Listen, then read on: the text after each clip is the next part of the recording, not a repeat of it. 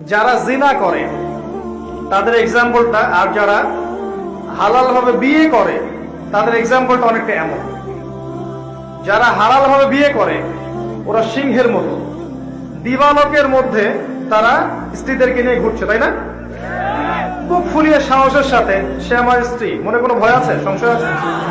তার চলাটা আলোর নিচে, সানশাইন ডে লাইটের নিচে, সে বুক ফুলিয়ে সিংহের মতো ওয়াইফকে নিয়ে হাঁটছে বা ঘুরছে।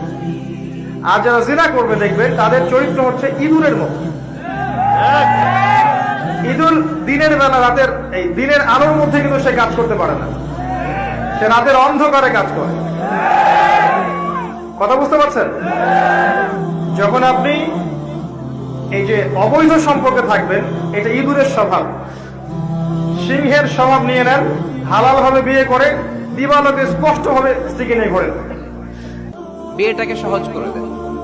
যেই সমাজে বিয়ে সহজ ওই সমাজে জেনা কঠিন, তাই না?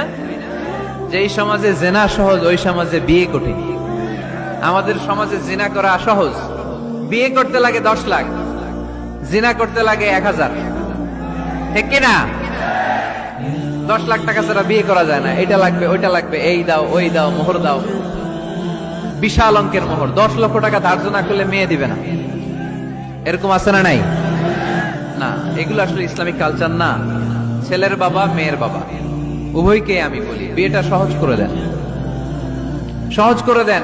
ছেলে পড়াশোনা করুক, সমস্যা নাই, মেয়েও পড়ুক, কিন্তু তারা পবিত্রভাবে তাদের সম্পর্ককে মেনটেন করুক, ঠিক কিনা? তাদের এই যৌবনের তাড়নায় যে পাপের সাথে জড়াবে তার পার্সেন্টেজ গুণা বাবা হিসেবে আপনার কাঁধেও আছে না নাই?